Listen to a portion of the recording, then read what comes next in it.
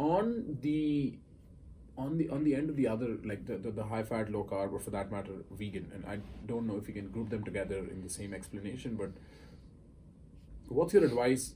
Or I'm sure what's your advice on doing that? How do you go about doing it correctly? A high carb, low fat, or like a plant based diet? Yeah.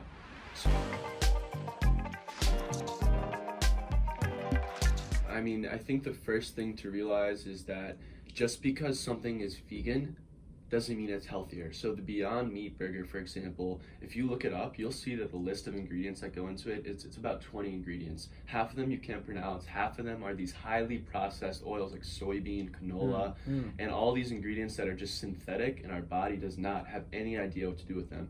A regular piece of meat that's grass-fed has one ingredient, and that's just beef, right? So just because something is vegan doesn't mean it's healthier. So that's a trap a lot of people fall into. And then one thing I encourage people to do is, if the average American person were just to completely cut meat out of their diet, they would be left with a really unhealthy diet, because most people, 60% of Americans, get their calories from processed food, packaged food. So if those people were to cut meat out, then they'd be left with just a bunch of processed food in their diet and very little plants. So I believe that a plant-based diet is definitely the way to go. In general, people should just be eating more whole foods, things that come from the earth that either are living or once were living. I think that's the key. If you follow that, you'll be healthy. But when it comes to vegan, when it comes to choosing the things to add into your diet, whether it's meat, whether it's you're going for a high carb or high fat diet, I think that's all individual, and you have to kind of experiment with yourself. You have to become kind of your own doctor in some cases and just see what works for you, what makes you feel good. Right. And I think elimination diets are a great place to start, where you eliminate all the inflammatory foods from your diet, which the most common inflammatory foods are dairy, gluten, sugar, like you said, and then corn and grains. Those are the top, and soy you can loop in there as well. So once people kind of set the baseline, they get their body cleansed for a month, then we can really go in and see, okay, which food groups can we start introducing back, and let's see how your body responds to those. Right. So having a structured way to do that, I think, is really important. And then whether you're choosing meat or plant-based, I think that's completely up to you and your goals. I think both can be really healthy. I don't think there's one answer. I think if you're eating meat, you really have to educate yourself on where your meat is coming from. Is it organic? Is it grass-fed? Is it wild-caught? If it's not, you'd be shocked at the amount of pesticides, the amount of antibiotics and genetic GMOs that are going into your food. Yeah.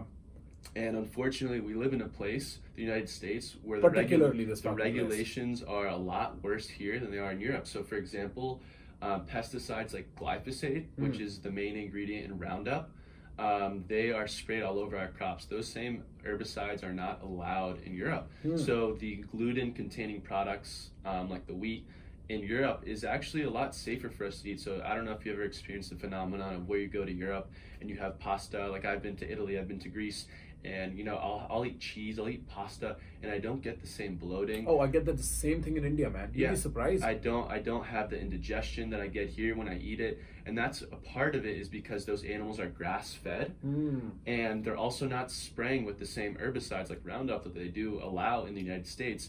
And there's a huge difference between eating the dairy from a grass-fed animal versus a non-grass-fed, a conventionally raised animal.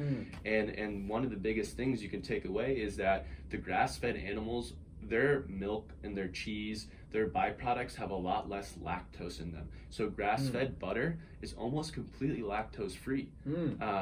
So there are ways to eat animal products and still avoid those common allergens, right? So lactose is what bothers most people. That's why, lactose intolerant, 2/3 of people have that now, and it's really common. People are allergic to dairy. So that's why I think it's really important to understand that it's not just whether you're eating animal products, but it's like also you are what you ate. So you're not only what you are, the cow that you're consuming, but what did that cow eat? So you have to think about that next step down the ladder is what did that cow eat? So you are what you ate. That quote has always stuck with me. That's a solid ass quote. That's a good addition. It's not what you eat, it's what you ate. Yes. Fuck yeah. Okay, very cool.